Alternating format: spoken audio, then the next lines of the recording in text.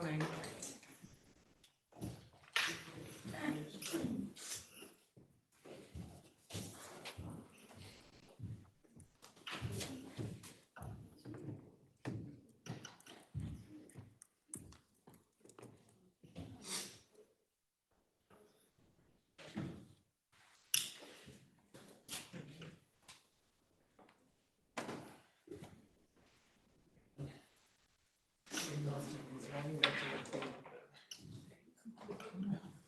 Would be so much nicer. I didn't know I'm so popular with the folks around the hub that they kick me back from 10 a.m. to 9:30, 9 to 8:30 and 8. Every semester I'm pushed. Soon I'll be teaching at the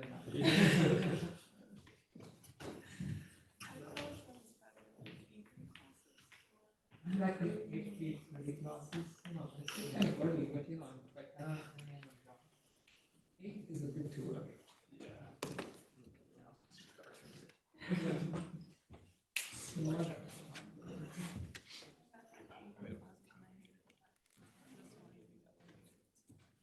It's just I really hate. At least like.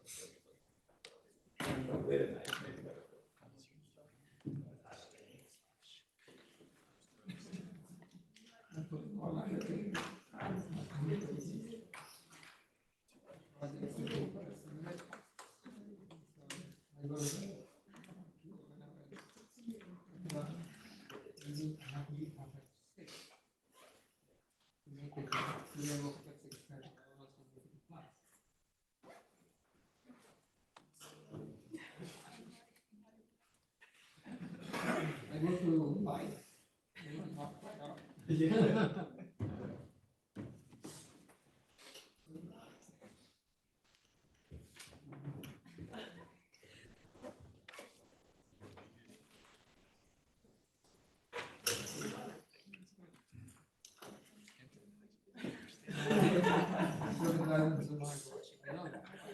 Your attention wanders, and then you zoom in around and somebody calls your name and what was that? You had to take a chance. Yes.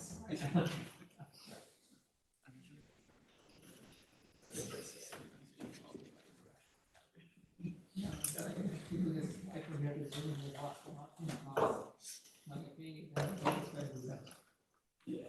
You gotta be I bring away money class. It's paying $8. So it's not like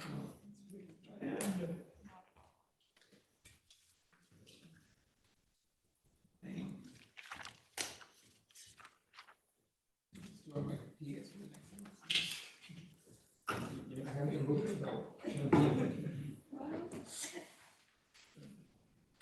Just try to keep up.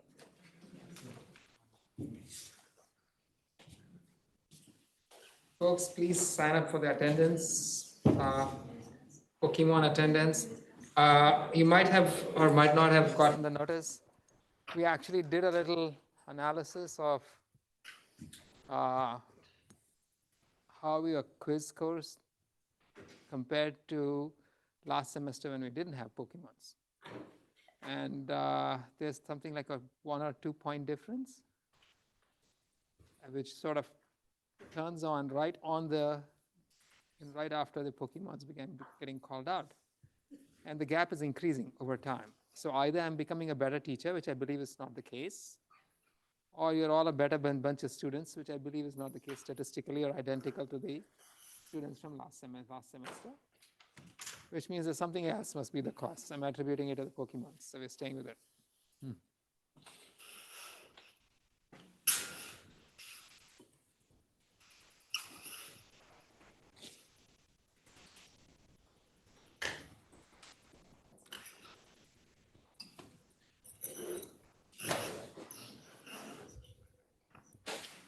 Do you see some chalk?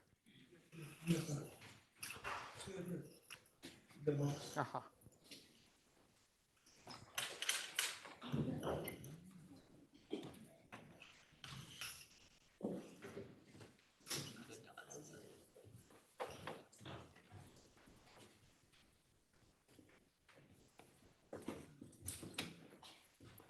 Welcome back.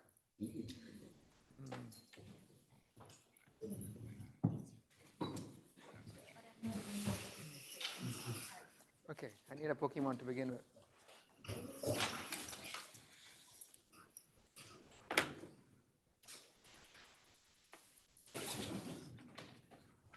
So Quentin, will you be my first Pokemon? Yeah, we can do this. All right, and you're my second.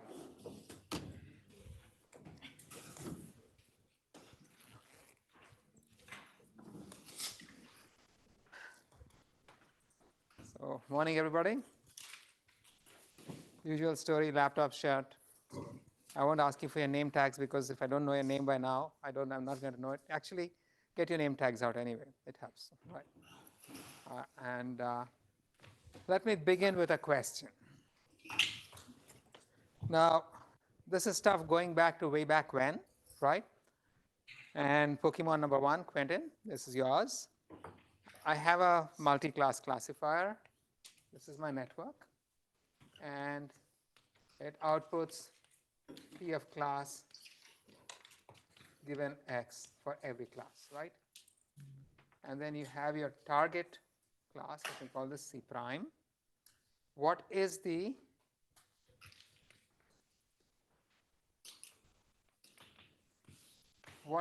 cross entropy loss between the two? It's like the difference between the distribution of your prediction versus. Yeah, but what is the formula for it? Oh, let's see. So your prediction minus the. Actually, I'm struggling. Okay, so here, let me help you, right? This is very entirely logical. One of these guys is your target class, correct? C prime. What do you want to do to the target class? Do you want to increase its probability or lower its probability? Increase it, right? So what would be a reasonable loss?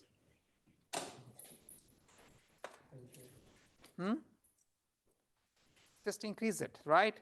The target probability itself is what you want to increase. There is nothing to decrease. There's no comparison per se, right? These are probabilities. And so you want to maximize, and we usually take a log because you want to expand the little things out and not just focus on the large values, right?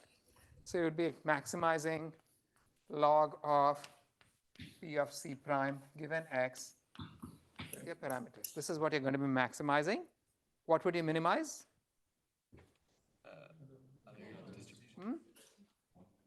One minus, the one doesn't really matter, right? So this is actually one minus, should be, what you end up doing is minimizing minus log of P of C prime given X semicolon theta.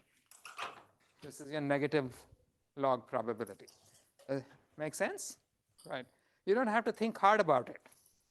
We've gone through this a few times. I know I've thrown formulae at it, but then at the end of the day, you want your classifier to be certain about the correct class. That's it, right? So, and because these are probabilities, if you increase the probability of the correct class, what happens to the incorrect classes?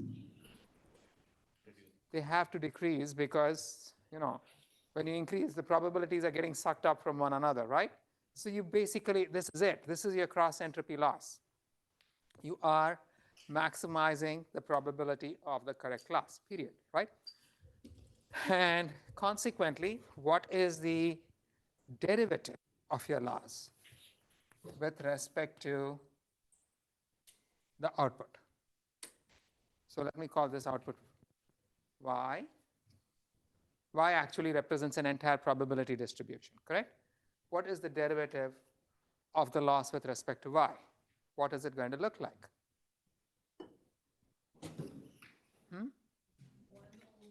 1 over? So because this is a log, right? Minus log. What is the derivative of this log? This is y. This whole thing is y, correct? It's y of C prime. So what is the derivative of the loss with respect to the output of the network? The output of the network. So minus 1. But then is this just a single number or a vector? Y is a vector of probabilities, is it not? So what will the derivative be? A single number or a vector? Vector. Okay, so this is a vector. And what is that vector going to look like? Is it a row vector or a column vector, assuming that my output is a column vector? Guys, my output is a column vector, right? This loss is a scalar. What is the shape of the derivative of the loss with respect to my output? It's going to be a, remember, the derivative times, delta y has got to be a scalar, right? Y is a scalar, delta y is a scalar, so the derivative has got to be a row vector, right? And then, okay, what is this derivative going to be? So let's say my target, I have 4 classes over here. My target class is the second class. Is the loss a function of the output of the first class? Is it? Is it? Where's the first class figuring over here?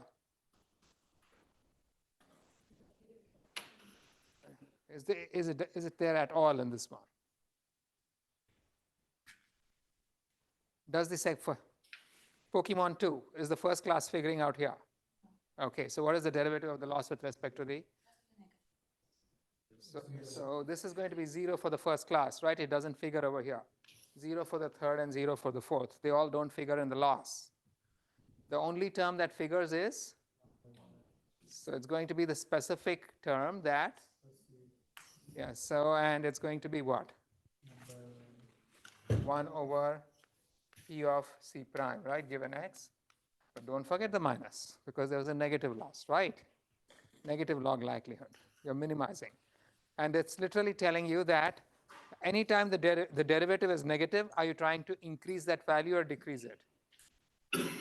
The derivative is negative. The function is going down as you increase it, right? This is a loss. It's telling you to increase the value, right?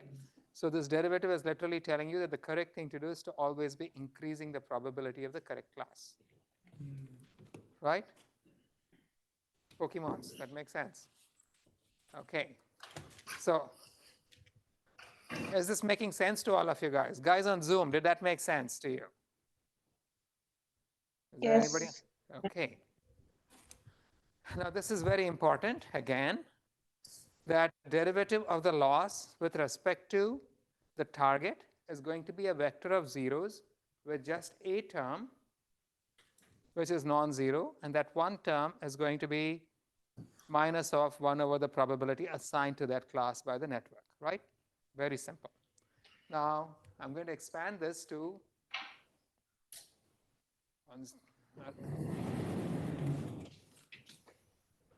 attendance pool is 1067, so you can see it. Now, suppose I have a time series, right? And so I have a time series, I have a network, which is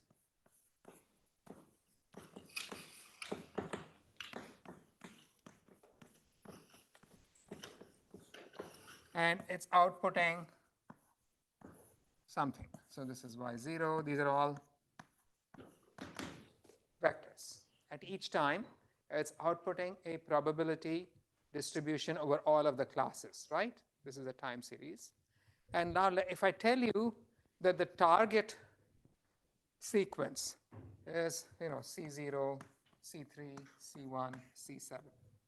So I want the output to be C0 at the first time, C3 at the second time, C1 at the third time, C7 at the fourth time. Okay? What would the loss be between this sequence of outputs and the sequence of classes?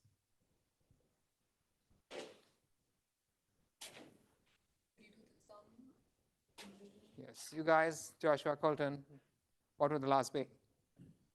Would he take like the singular loss for each output with respect to its target? Keep talking. So, like in that case, you'd have some like the zero vector except for the one target class for each output. Yeah, so you're going to be summing over time, correct? Yeah. You're going to be summing over time because all of these are contributing to the loss.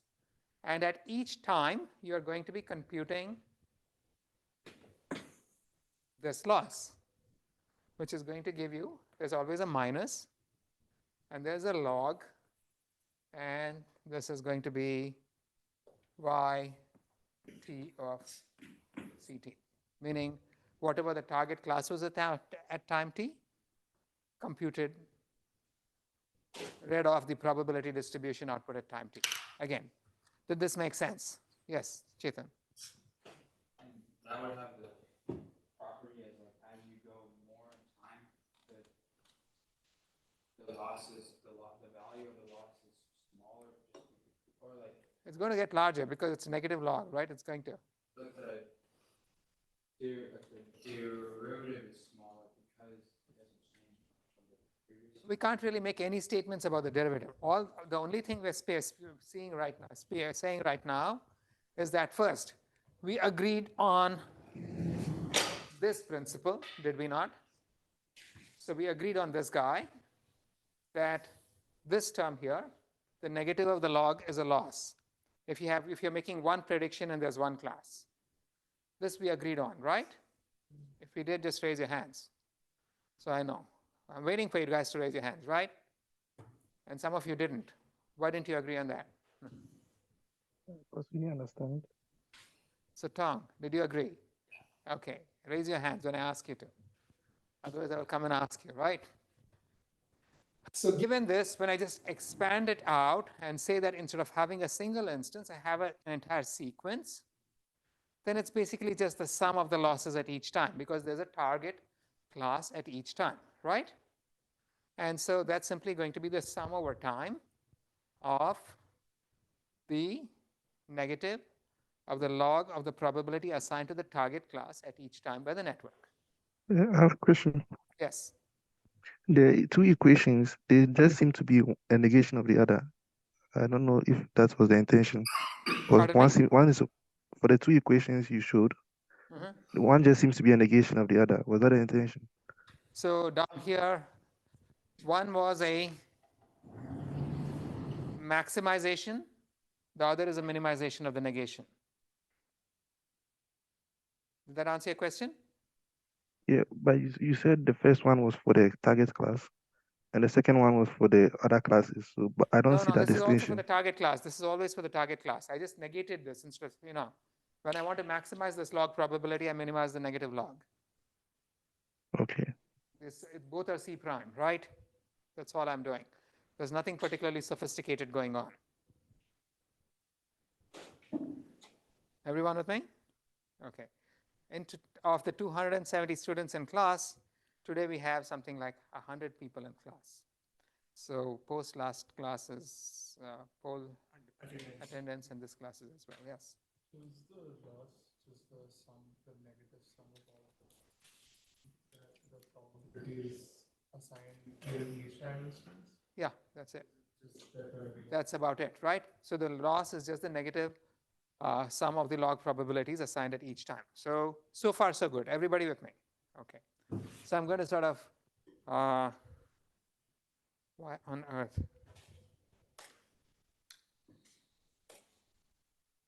Okay.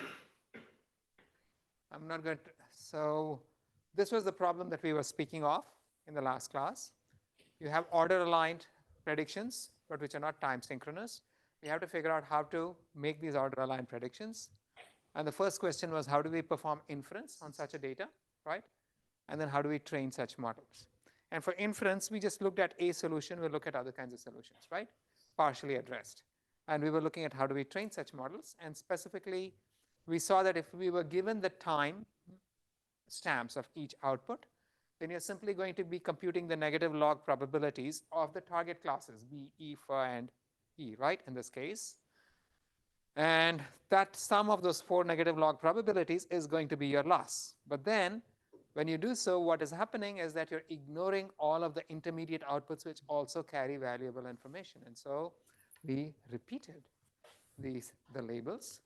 And now what we have done is taken something that was intermittent and converted it to a full sequence where you have an output for every time, right?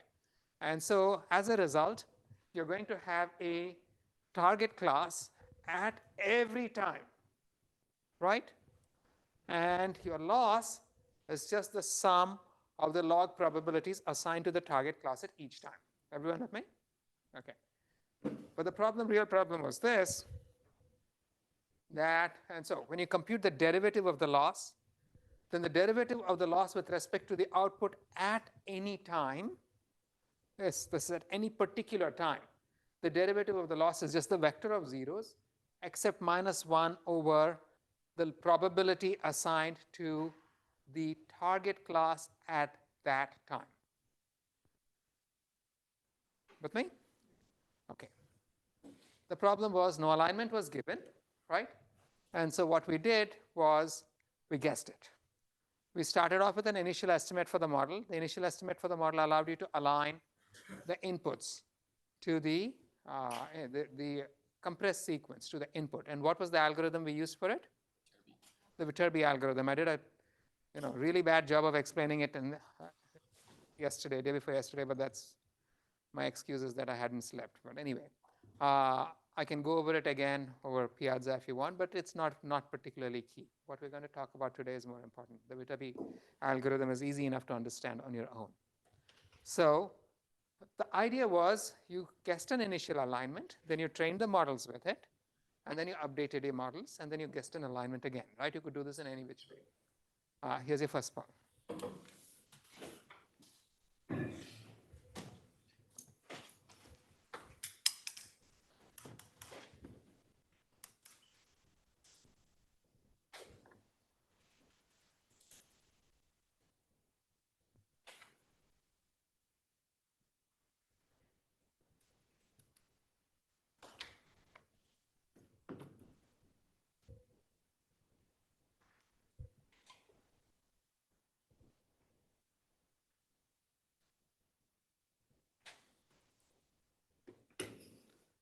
Okay, 5 seconds, guys.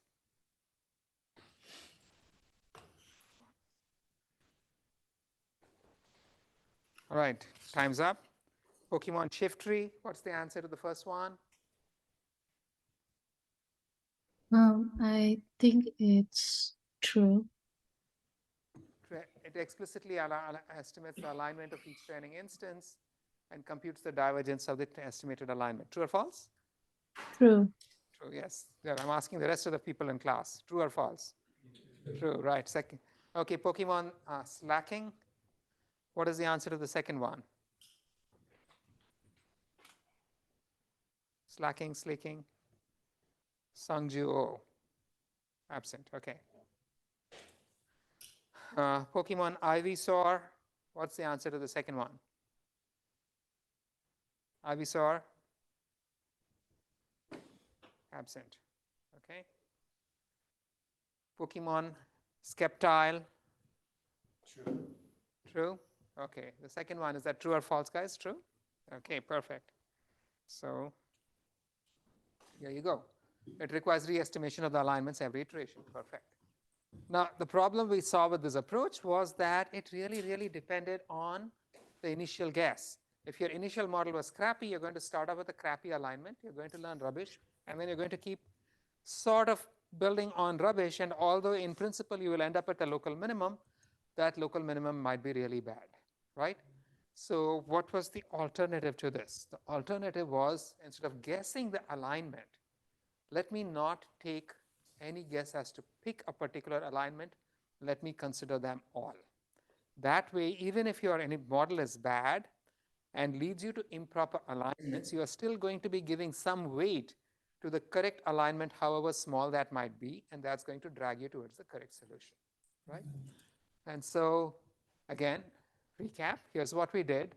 If you had a symbol sequence, beefy, then you reconstituted a probability table for the target sequence by pulling out the corresponding rows from the output of the network and them up on top like so. And any path from the top left corner of this table to the bottom right corner of the table was a valid alignment of the input of the target sequence to the input, right? And for any given alignment, when you chose the most likely alignment, the most likely alignment ended up giving you a target symbol sequence. So it ended up giving you a target symbol sequence. And so the loss that you computed was merely the sum of the negative sum of the log probabilities of the symbols on the target symbol sequence. Right? This is what you were minimizing. And what we did for the Viterbi training was that you committed to the single best alignment. You had a current model, but the current model was crappy. And based on the current model, you picked the most likely alignment, and then you committed to it, and then you updated your model to it. But then here's a different way of looking at it. And the different way of looking at it is like so. I have in my graph, right, I have, say, something of this kind, right? I have a bunch of symbols.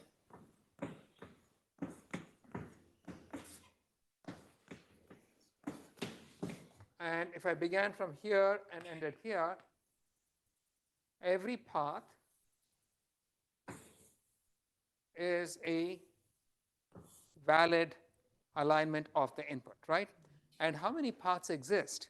If I go through this graph, right, there's this path, this is path 1, this is path 2, this is path 3, this is path 4, this is path 5, this is path 6, this is path 7. I think there are 7 in this little graph, right? So what I really have is a probability distribution over all 7 paths through the graph. And what I did was to choose the most probable alignment, right? And so I had these 7 paths, and corresponding to each of the 7 paths, there was a probability, and I chose the most likely path. And corresponding to this most likely path, there was a loss, L7, right, which aligns the symbol sequence on this most likely path to the input. But had I chosen this other path, I would have had a different loss, L6. Had I chosen this one, I'd have had a different loss, L5. Had I chosen this one, I would have had a different loss, L1, right? Let's consider all of them. What I'm going, instead of just picking this one guy and choosing the corresponding loss, what I'm going to do is to say, I'm going to take L7 times this probability, plus L6 times this probability, plus L5 times this probability, and just combine all losses with their corresponding weightings. Make sense to everybody? So I'm not committing to any one. I'm just considering more probable losses more, and less probable, more probable alignments more, and less probable alignments less. Yeah. Where are you getting the probability for the losses from? Okay, that's the rest of the class. Okay. And so instead of only selecting the most likely alignment, we are taking an expectation over all possible alignments. But what is the problem with doing that in that explicit manner? That's not the problem. There's something more, right? There's a computational problem. What is that? You're going to have a very large number of alignments. You're going to have to consider them all. So clearly, explicitly taking that expectation does not make sense, right? This is where we do a little bit of mathematical manipulation. And this goes back to the fact that the loss for any given alignment is the sum over time of the negative log of the probabilities of the symbols in the alignment, right? So I have an expectation of a sum, but an expectation is a linear operator. So the expectation of a sum, okay, hang on. Good point.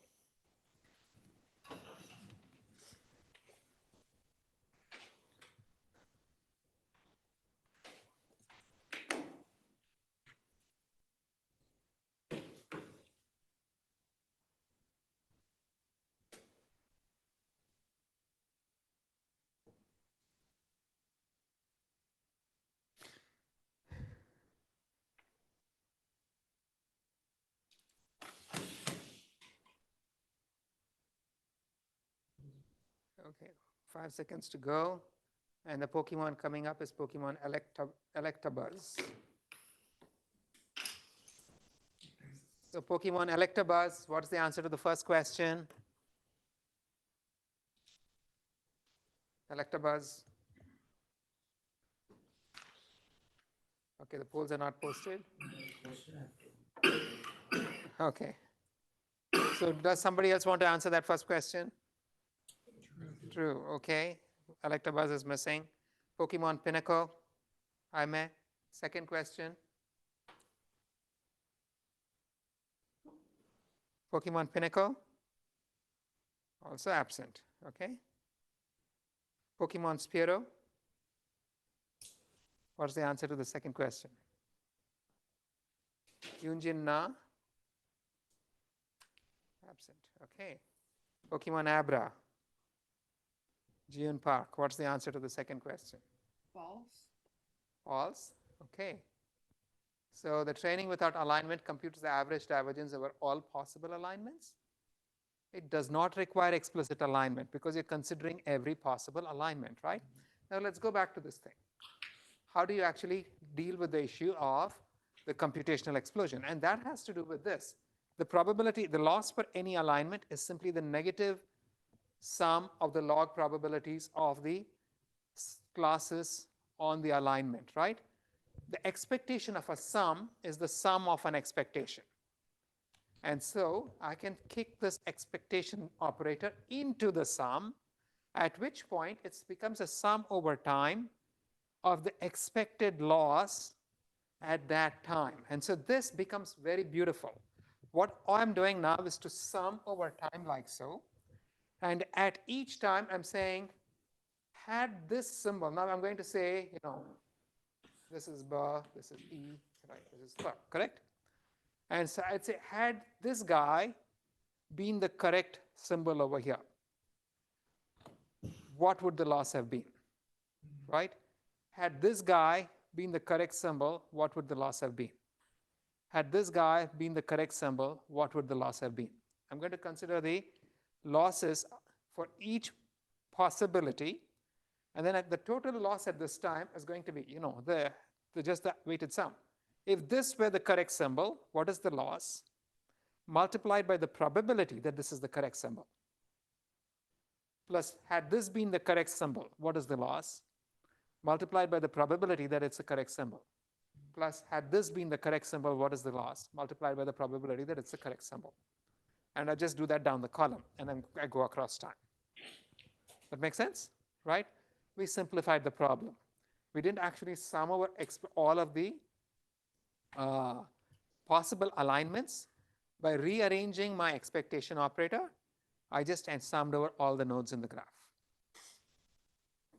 And it's an strict equivalence. It's exactly the same operation. Make sense, right? And so the problem now really becomes this. How on earth do I compute? It's easy enough. I know what the symbol is. So I know how to compute the loss, right? For this node. Here, it's going to be the negative of the log of the probability assigned to the character B at this point. The thing I have to compute is what is the probability that this was the correct symbol over here. And how do I compute that? So that's also very simple. For example, if I'm looking at that highlighted node over there, then I want to compute the probability that the phoneme E was the correct, in the second position, was the correct phoneme at time, in this case 3, right? What is that? That is going to be the total probability of all paths through the graph that went through the node. Because if that is the correct probability, then every alignment must have gone through that node, right? So the probability that the phoneme E, the first instance of the phoneme E occurred at time 3 in your alignment is the total probability of all paths that went through the corresponding node in the graph. Making sense? Questions on Zoom? Because I'm going to build everything off of this. Zoom, any questions? Yes, Chetan. So then wouldn't the nodes that are in the center of this table have the highest probabilities because the most paths go through them? No, but here's the thing. We're going to normalize things. So we're going to make all of these probabilities sum to 1. So it doesn't matter which. If you here, in every column, eventually the probabilities will sum to 1. No single node is going to have more contribution than the others, right? You're looking at it column by column. And we'll see how this works out, right? So the question, again, look at this.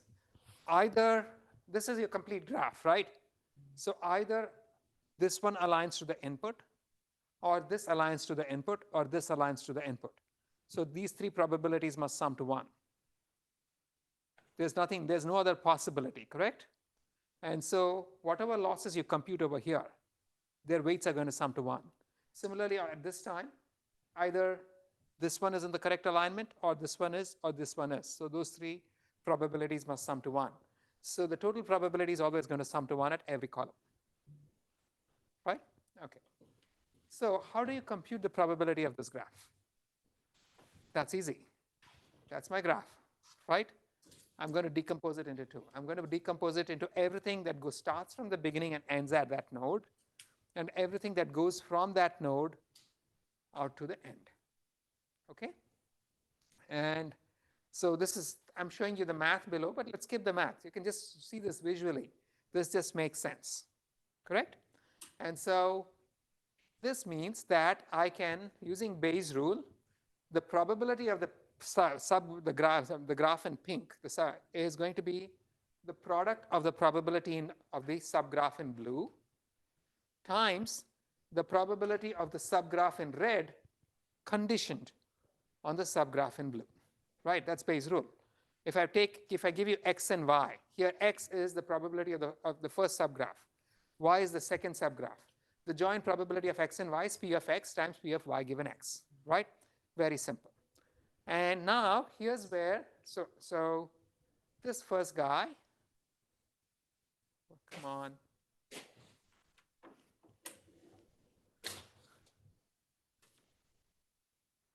Something happened. Okay. So now here's where we actually begin take into consideration something called conditional independence. And that's this, that I really have this portion of the subgraph over here, right? And this portion of the subgraph, whatever. I'm bad at drawing things. But then I'm trying to condition this guy on this one. But these probabilities are only dependent on the node probabilities within the graph, correct? When I'm computing node probabilities over here, am I explicitly considering these node probabilities? The answer is no. Why?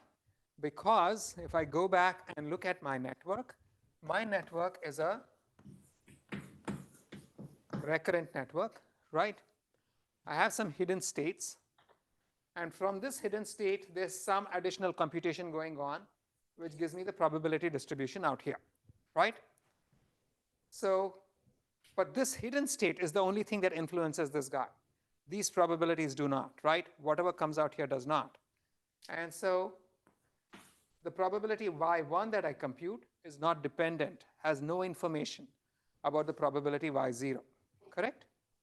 The only way that my probabilities here would influence this probability is if I sample something from here and put it back in. Because what I compute at time 0 is now going to influence what I compute at time 1. But if I'm not doing that, right?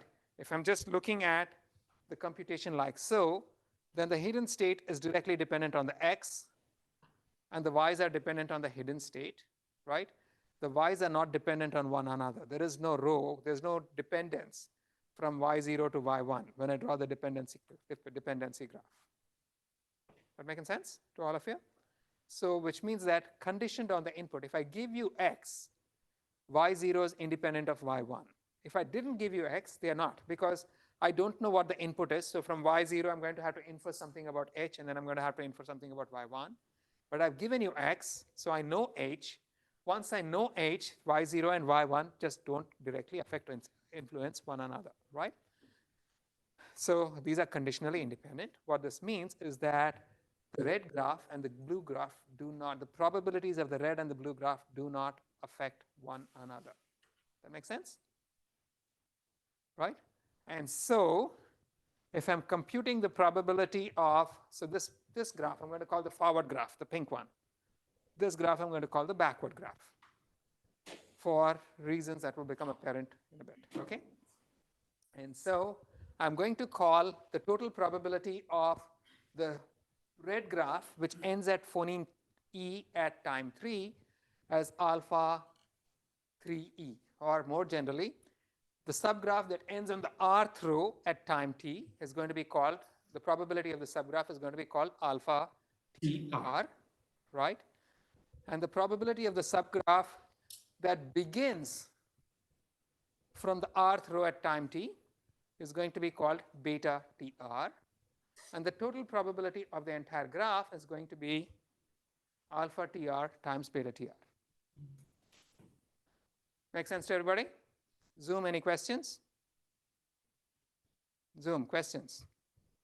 No. Okay. How do you find that middle point? What's so special about the middle point? No, that's just that there's nothing special about the middle point. We're going to be computing that for every point. I just chose an arbitrary point, right? So again, remember here, when I was computing the loss, I was going across time. At each time, I was going through all the nodes. And then I was computing the average loss, which is the probability of this node times the loss, if that node was on the correct alignment, plus the probability of this node times the loss if that node were in the correct alignment, and so on. So I was summing things up, right? Which means I needed to know the probability of this node. And so I just chose an arbitrary node, but you're going to have to compute the probability of every single node in your graph. Did that answer your question? Yeah. Okay. So nothing special, just some arbitrary TR. Okay. So now, Question? yeah. Yeah, can go back. So I just want to know what is the probability space we're talking about here. I'm confused. If all the probability spaces like the path that's from the top left to the bottom right, then Correct. then any path that goes through in the middle point from left would imply that so I mean if that's the case, then if the path goes through the middle point, then whatever path goes through in the like in the blue range doesn't matter, right? Because then It does not matter. You're absolutely right, right? All you're interested in is it's a total probability, correct? The specific path doesn't matter. You want the total probability of all paths through the blue range. All you know is that if you're going through that middle point, you must go through the blue range, right? yes. Okay, so you want the total probability of all paths in the blue patch. But I mean, isn't that going to be 1? It's not 1, right? It's, again, if I choose this guy here, let's go back to this graph. What is the probability of this node being in the correct alignment? That is going to be the total probability of all paths that go through this node, right? But there are other paths which go through other nodes. Aren't there? Yes. Yeah. So if I told you that, if I gave you the information that yes, the correct path did go through this guy, then you're taking that as a given. If you take that as a given, yes, the probabilities of the total, everything in the blue path is going to be, it's conditioned. It has to go through that. It would be 1. But no, we are trying to compute the probability that it went through E. Okay? So bear with me. So let's see how we can compute the total probability of the first subgraph. That's the total subgraph, the subgraph that went through the node E at time 3. Okay? And how can I compute this? It's the probability of all paths that started at the top left and ended up at 3E. That's alpha 3E, right? That's alpha TR, okay? Now, I know that every single path that ended up in the blue graph must either have come through the red node or through the green node because it has only 2 parents, correct? So it means that the total probability of all paths that end up here is going to be the total probability of all paths that end up at the red node times the probability times y3e, because it's all paths that end up here and get extended by one step, plus the total probability of all paths that end up here and get extended by one step. That making sense to you guys? Zoom? Questions? No. Okay. So now the total probability of all paths that end up at 3e, I'm calling that alpha 3e. Okay. What is the total probability of all paths that end up at 2b? So Pokemon Articuno, what would that be? Pokemon Articuno? Can you hear me? Yes. Not So, sure. again, to repeat, the total probability of all paths that end up at 3e, I'm calling that alpha 3e, right? So what is the total probability of all paths that end up at 2b? What would that be?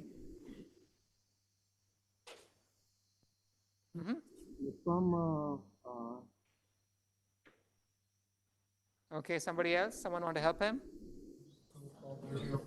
Alpha to B. That's going to be just alpha 2b, right? Similarly, what is the total probability of all paths that end up at 2e? Alpha 2e, correct? And so this means that alpha 3e is going to be alpha 2b times y3e plus alpha 2e times y3e. That makes sense to you guys? Right? Very simple. There's nothing particularly complicated about this, which generalizes to saying that alpha tr is going to be the sum over all parents, all nodes that can lead to alpha tr, right? Of the alpha, and those are going to be at time t minus 1 of alpha t minus 1 parent. So this y in fact can come outside, right? Is the total alpha of all the parents multiplied by y3e. That makes sense to you guys? Guys on Zoom, that makes sense? Yes.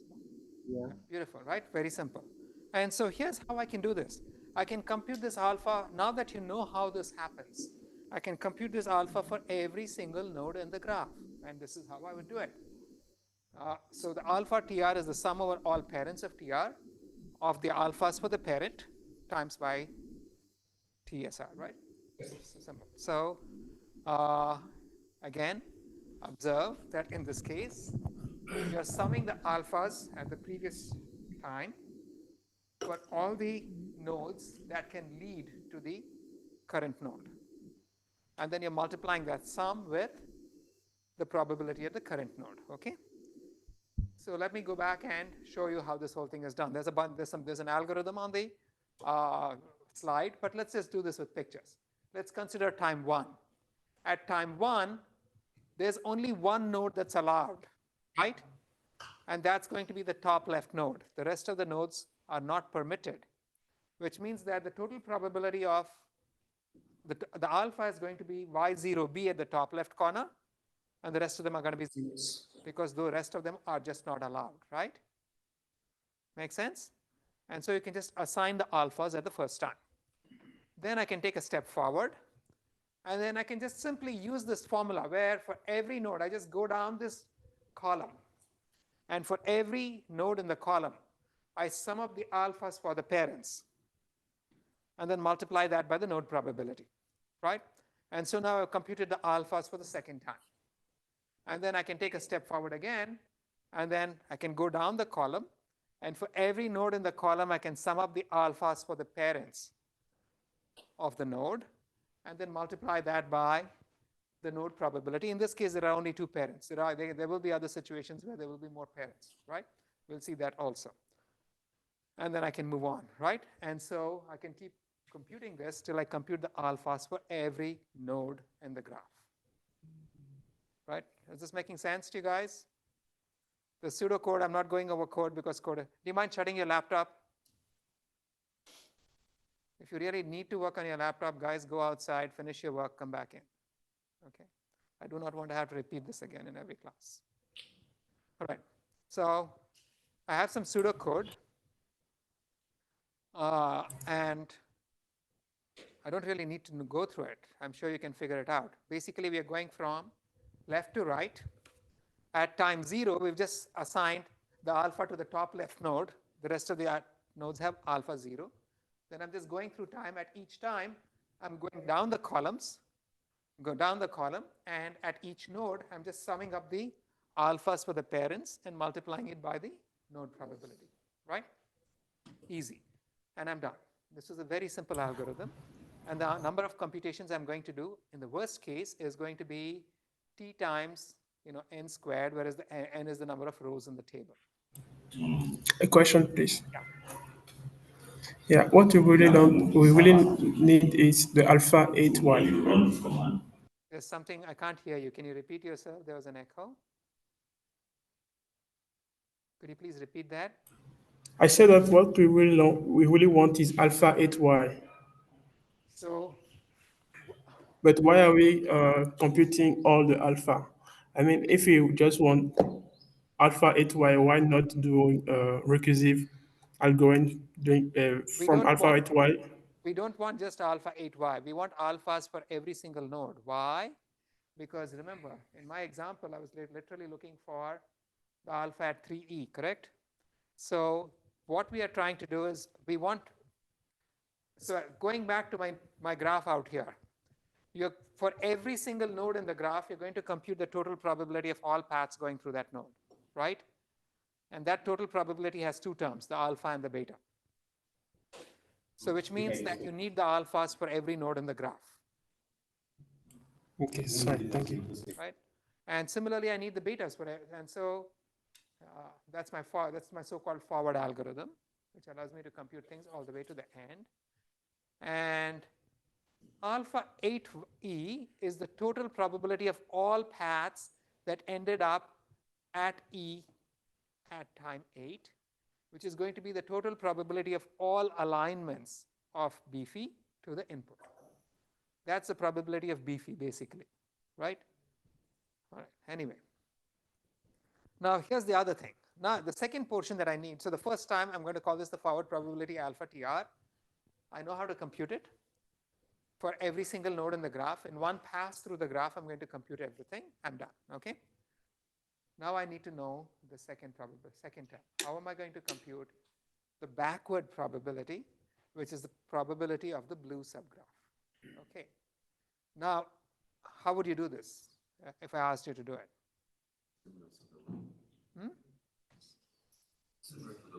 Similar to the way we did the forward, but there's a small difference, right?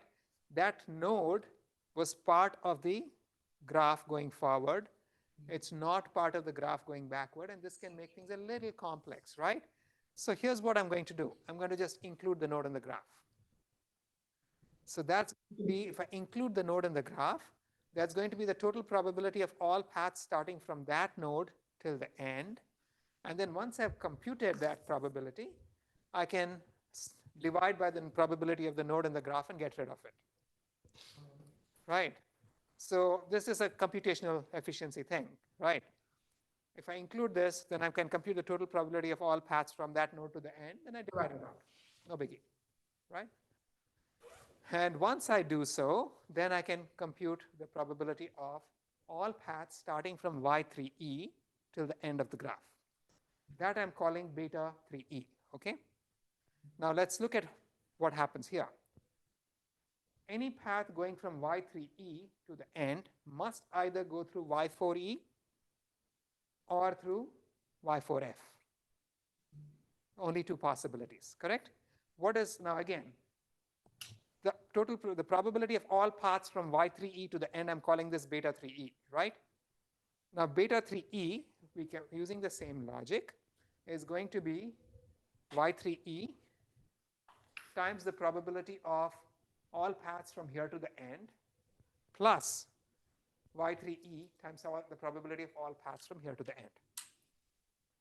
Make sense? Right. Okay, so Pokemon Geodude, what is the total probability of all paths from here till the end? Geodude, What's that? Yes, I'm here, but Pardon me, can you say that aloud, please? oh, I don't know well, sorry. Anybody want to help him? Yeah, that's this guy over here is simply going to be, again, the probability of all paths from any node to the end is the beta at that node, correct?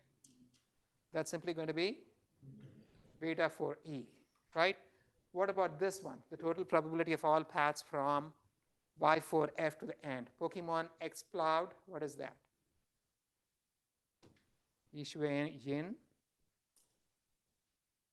What is that? Absent? Okay. Yeah. Yeah, go Can ahead. you repeat the question? So what is the total probability of all paths starting from this red node Y4F to the end?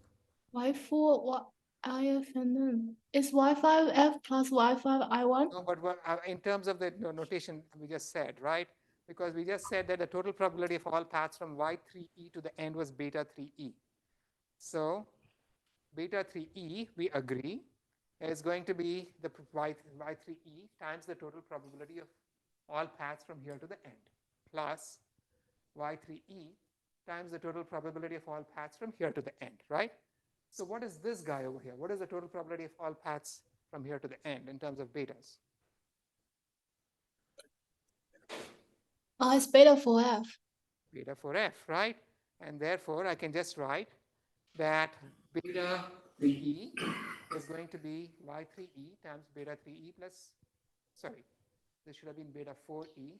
Let's note this down, plus beta 4F, right?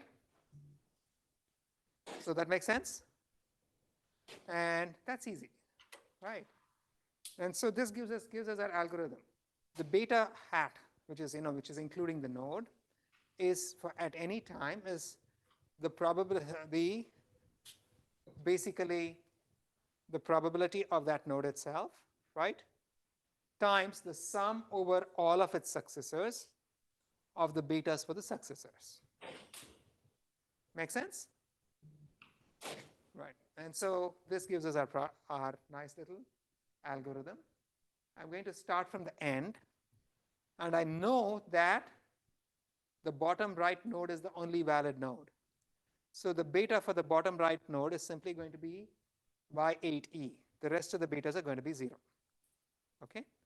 And then I filled up those betas, I take a step back, and then I go up the column, and for every entry in the column, I'm going to compute the betas as simply the probability of that node itself times the betas for all of its children. So I've computed the betas for that guy. Then I take a step back, and then I compute the betas for all the nodes in the column here and all the nodes in the column here.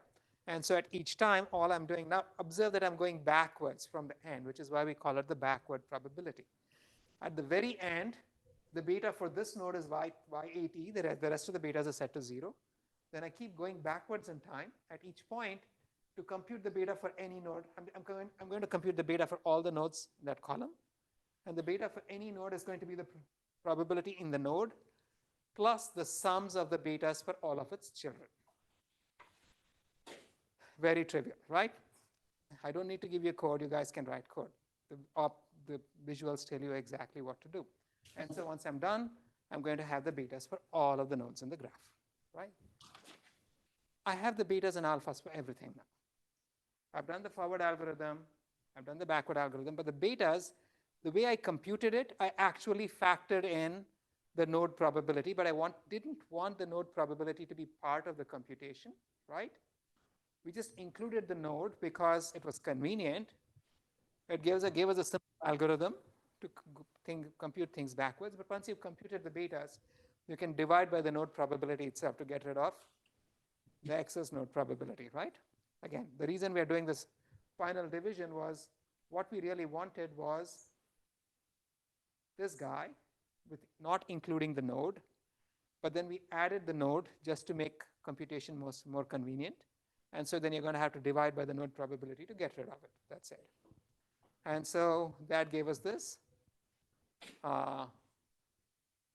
This gave us the beta hats. I divide by the node probability. Now I have the betas for everything, right? Easy? Yes.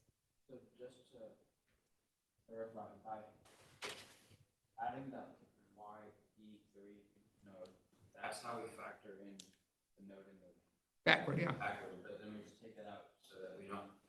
We don't double compute it. Yeah, that's it, right, yeah. If you're calculating beta by saying that the sum of the beta of the children, then how are we computing it backwards from A to E? Yeah, because the children are always ahead of you, so you have to start from the end and go backwards. You can't go forward because you don't have the betas for the things in future, right? Yeah, but we have the beta for the last one. So you start off with the beta at the very end, and then you're going backwards because the children are always ahead of you. Okay. Right? Yeah. And so we have computed the probability of the blue graph. We have the alpha and the beta. And now the probability of all paths that go through the node is simply the product of the alpha and the beta. But it's proportional to the product of the alpha and the beta. It's not actually the product of the alpha and the beta. Why? Because if you look at the probabilities of the alphas and betas and you multiply the two, you got these terms and then sum them up over the column. Will they sum to 1? No, right? Because as we said, alpha 8e is actually the probability of B phi as computed by the graph, right?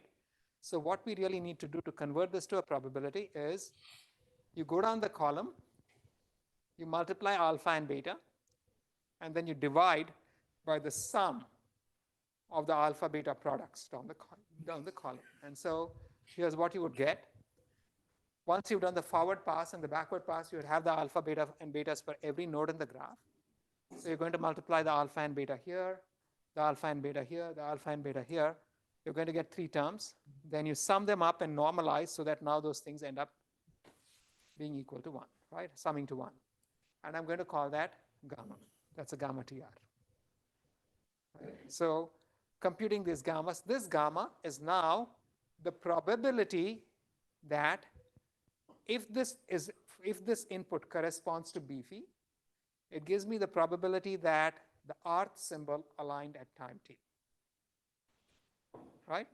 And so now that I have the gammas, I can go back and compute my loss, which is simply I'm summing over all the nodes in the graph. I'm going from left to right, summing over time, then summing over all the columns and all the rows in the column, and I'm multiplying the loss of the node, which is simply the negative log probability at the node, as we saw early on, by the corresponding gamma, right? And summing this up. This is a very simple operation, and so this is trivial. We can, once you compute it, you can take the derivatives. Here's a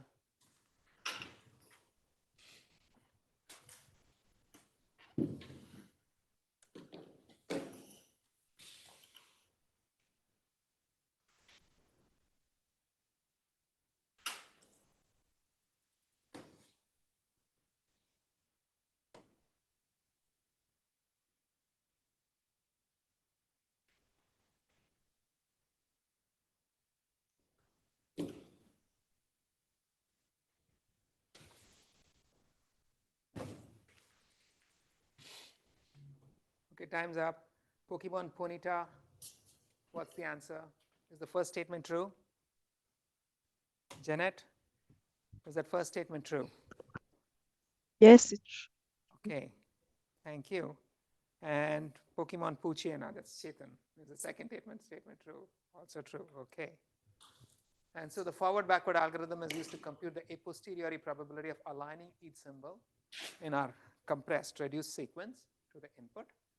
And these are required to compute the expected divergence, right, over all possible alignments. But once you've computed the expected divergence, it's very trivial for me to actually compute the derivatives of this expected divergence with respect to the output. So here's what happened. This actually ends up becoming quite complicated. At each time, the network computed probabilities for all symbols in my vocabulary, right? So at each time, I got, maybe from Y0R to Y0Z, all of these were computed. But only some of these probabilities appeared in the graph. So which means that the derivatives for the rest of these guys must be 0, right? They don't appear in the graph. If those changed, they would not change the loss. So all that you need to do, this is at each time, right? You're going to need to for back propagation through time, you need the derivative of the loss with respect to the output at each time, right? So this is for each time. And then guys, I'm not going to finish on time today, so I'll probably sort of drag this into the next class because I don't want to inflict another 8 p.m. class on you guys. What that means is that next week's lecture is going to be Wednesday lecture is going to leak onto the week after, right? Anyway, so I need this set of all probabilities. The only probabilities that I have are the ones that actually occurred in my label sequence. And so only those probabilities will have derivatives. And the derivative for any particular symbol is simply going to be the derivative of this divergence with respect to the probability assigned to that symbol at that time, right? And those derivatives are simply going to be, again, these are the terms I must compute from my divergence formula. And I know that if I look over here, this is simply the sum. This is at any given time, right? So I only need to sum over all of the columns. I'm going to be summing over all of the columns the derivative of gamma times the log, right? So out here, if I have B phi, right, then we'll take a look. If I consider the time 4, right, time 4. If I want the derivative of the divergence with respect to the output of the network at time 4, then the derivative terms for anything other than B, phi, and E is going to be 0. So those can be discarded. What is the derivative for E? The derivative for E occurs twice in the graph. So the contribution of E to the graph, to the overall loss is going to be gamma 4 E in the first, gamma 4 2 times YE4 plus gamma 4 4 times YE4, right? So it's going to be the gamma over here, up there, times YE4 plus gamma over here times YE4. That's the contribution of E at time 4.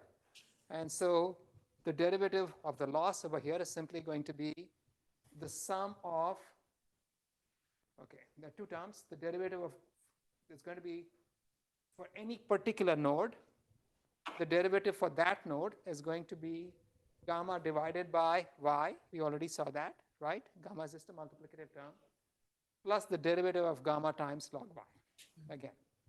Because for any given node, it's gamma times log y. That's the contribution to the loss, right? And as it turns out, that first term is very trivial. It's just gamma over y. We know exactly how to get it. The derivative of the second term is very ugly because gamma has to consider everything in future and everything in past, and it's a bit nasty. So what we're going to do is to just, when things get too complex, you take an engineering solution. You come up with an alternative mathematical explanation and throw it away.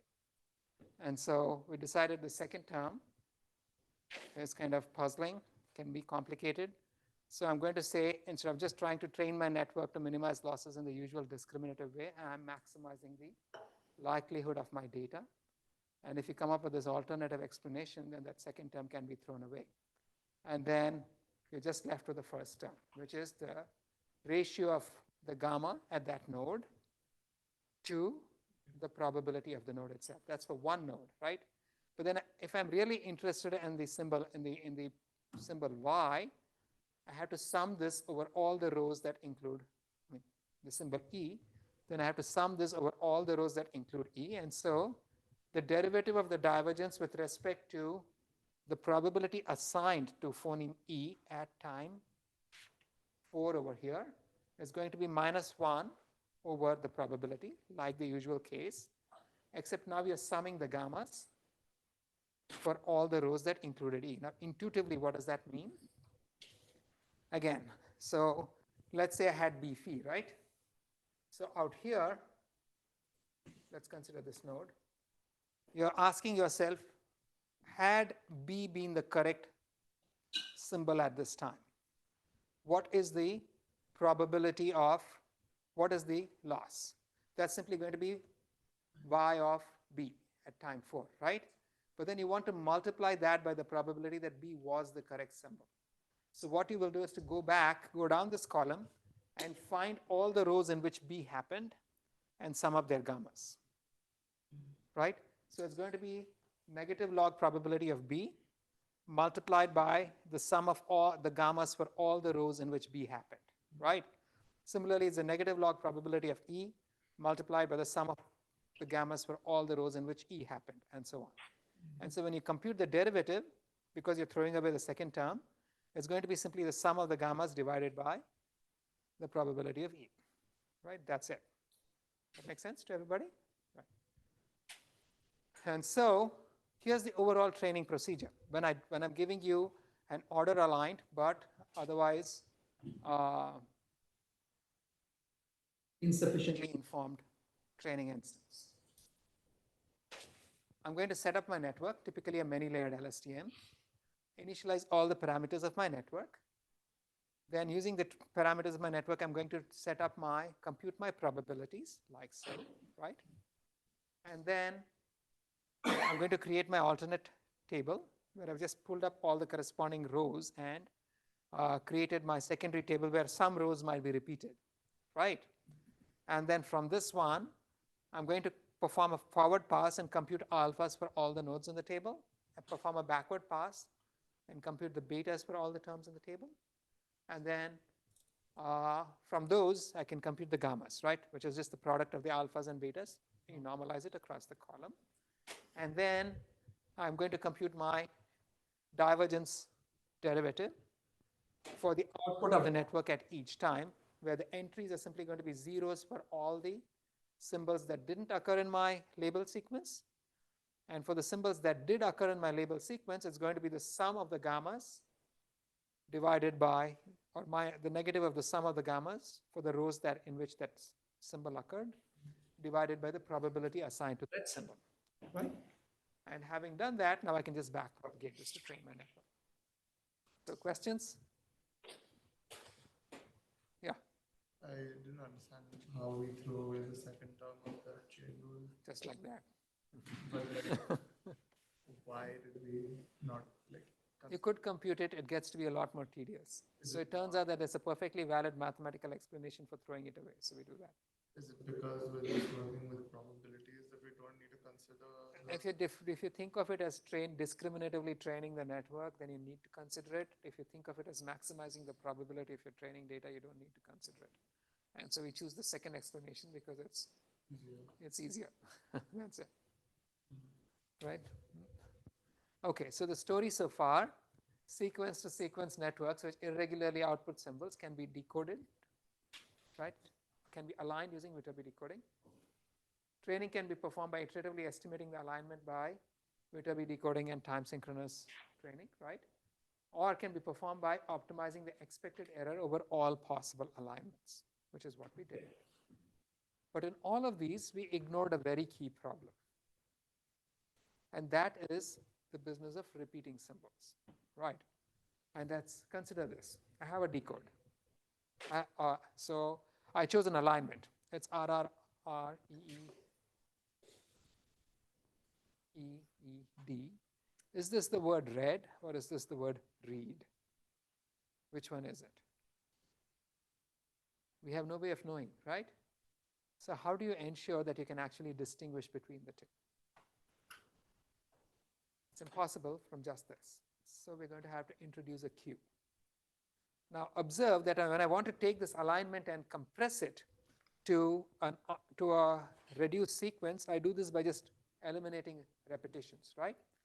So I'm going to introduce a symbol which allows me, so this is basically this problem, right? You can't distinguish between repetitions and a single instance. So I'm going to introduce a do nothing symbol.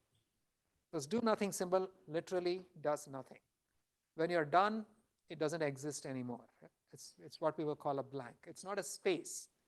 It's just a blank. It's a do nothing symbol. We're just calling it a blank, right? And you're going to extend your vocabulary by this one do nothing symbol. And when you compress it, the do nothing symbol will get compressed out and disappear, but then it's going to separate things on either side because it's a unique symbol, right? If I had EEE, YYY, EEE, and you compressed it, it's going to be EYE, right? If I have E blank blank blank E, and I compress it, it's going to be E blank E, but then the blank gets thrown out. You end up with two E's. And so the job of the blank symbol is it's just a nothing marker, which ensures that it separates out repetitions. And so I have this blank, right? If I have an alignment which is 3 R's, 3 blanks, 2 E's, 3 blanks, and D's, when I compress it, I get rid of repetitions. The R's go away, the blank become a single blank, but then it's a nothing symbol. It's an invisible symbol. You don't see it. And then you get an E, and then you get an invisible symbol, and then you get a D, so it just becomes red, right? So also this guy, this is going to become an R. The blank is invisible, you won't see it. This becomes an E. The blank is invisible, you won't see it. This becomes an E. This becomes a D. So this becomes read, right? This becomes an R, R, E, D, D, right? As you can see. And this would become, what would this become? It's going to be R, R, R, E, E, D, D, D. So you see how the blank works.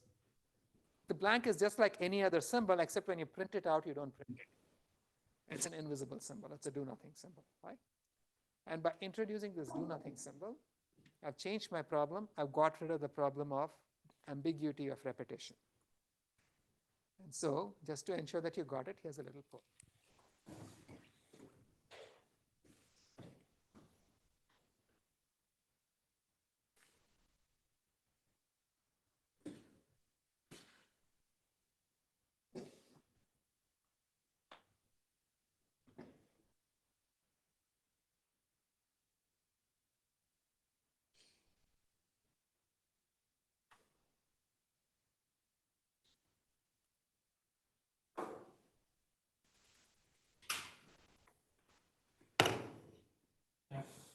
Okay, Vibha, which is the correct one? Last one. Yeah, that was her Pokemon turn. So, so the last one is the only correct one, right? You got it. So you guys got it. And now what this means is that I'm going to introduce a blank in my vocabulary. But here's the problem. Blanks are invisible, right? So when someone gives you a label sequence, they tell you this is the word Billy, right? They're not sticking blanks in because blanks may or may not happen, right? For example, consider this. This I, blank, blank, L, and I, L, both are going to just compress to IL. And nobody really bothered to tell you if there was a blank in the middle or not. That information is missing. And so you're going to have to train a model that can predict probabilities for blanks without ever having seen a real blank. Right? Turns out it's possible. It's not hard. And so here's how we're going to do it. Now again, the moment I introduce a blank, notice how repetitions are no longer an issue. So this one is simply going to become beefy, right? On the other hand, if this were my most likely symbol at each time, this is going to become beef. This is also beefy, right? What would this be? Anybody? What would this be? Pokemon Bulbasaur. What would this be?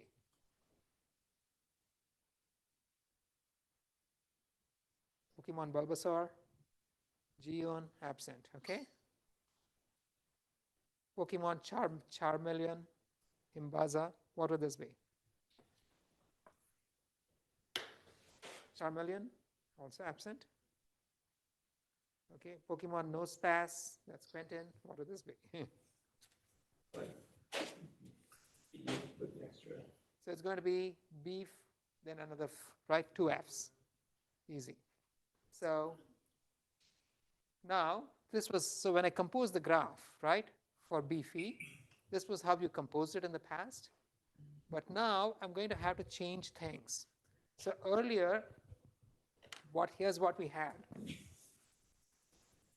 Here's how you think about it. And just to make things, ugly, instead of calling it beefy, I'm going to call it, so you had b going to going to f, going to e, right? This was how We defined B phi in the past. Now I'm going to say there can be an initial blank. If there's an initial blank, this must go to B. Correct? But then there can be a blank. Then this must go to E, but then B can also directly go to E. You see what I'm doing over here? That I can have a blank between two symbols, but the blank is optional. I can go directly from B to E, right? So similar, now suppose the next character is fur, then how would this graph extend? How would this graph extend? The next one is fur. What would this be? Right, this is, I erased things, did I not? Okay. So if this was, I had an initial blank, then this went to B, then there's a blank, this went to E. I'm putting this to indicate the blank, right? E, but then I had this possibility as well, right? Then what would the next thing be? What would the next thing be? The same thing. Same thing. I have a possible blank, and then I have fur, correct? So this was easy. But then now let me take another thing. Suppose I want B, E, E, right? If this is what I need, then again, I can have an initial blank, right? This is optional. Then it's going to go to a B. Then I can have a blank, and this can go to an E. And I can have this. What happens next? I have to have a blank, because if I don't have a blank, things will get compressed, right? And so then here I do not have this skipping connection, because if I did, then it's just going to be, they're going to compress into a single E, right? So that's it. That's the only extra thing that I have to worry about. And so here's what it's going to look like, right? When I think of B Eve. This making sense to everybody? Right. And so this means that if I want to compose a graph for beef, I'm going to introduce a blank between every two symbols, but the blank is going to be optional, where the symbols on either side are not repetitions, but mandatory, where the symbols are on either side are repetitions. Right. And so when I compose my graph, this is what it's going to look like. I'm going to have the arrows just the same as before. I can also have an empty blank at the end after the final E, right? Or fur. And so when I compose my graph, this is what it's going to look like. I'll have all of these edges where, I can from any symbol, I can either go to the blank below it or directly go to the symbol after it, unless those two symbols are the same.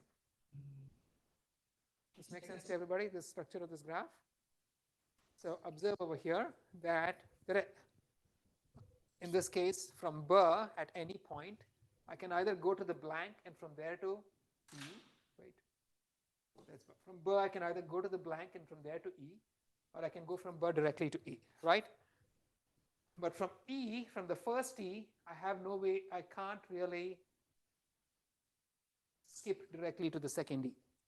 From the first E, I must go through the blank. Otherwise, I have no way of separating repetitions. Right? Okay. That's about it, yes. What about so in the examples there is almost sentences with multiple lines that follow each other? So this is an alignment, right? So look at this. The horizontal edge is simply going to become many blanks which will compress. Right? This is just your standard graph, right? Any path from beginning to end is a valid alignment.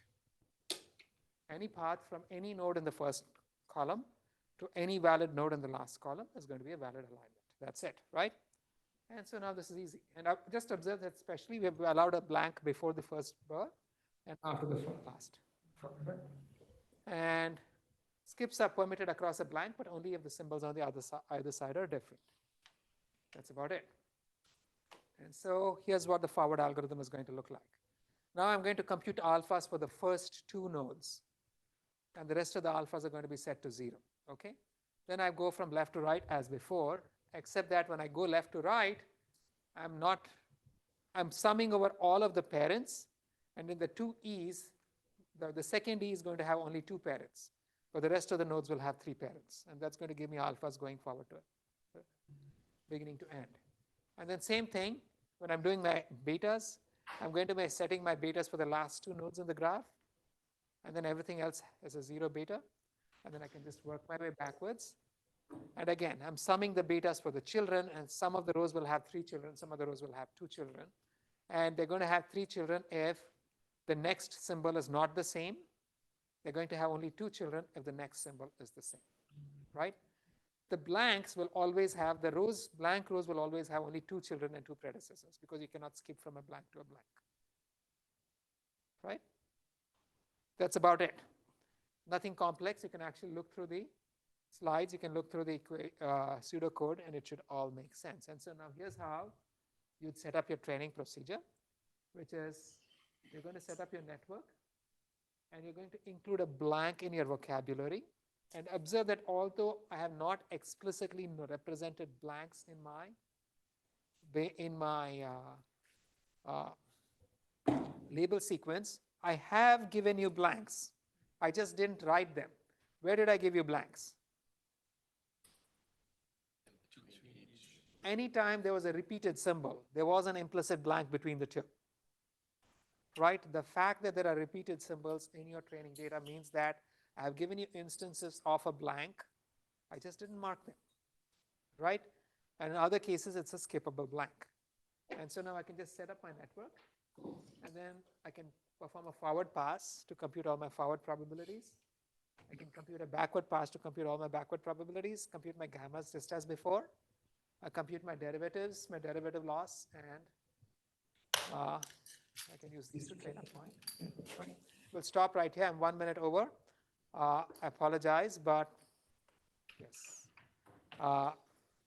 We will pick up in the next class, but I'm hoping this made sense to everybody, right? Please take a look at the pseudocode for beam search. It will end up in your quiz. Everything on the slides will be on the quiz. I may be covering it in the next class. That doesn't mean it won't be on the quiz. Again, expect everything on the slides in the quiz. Thank you, everybody.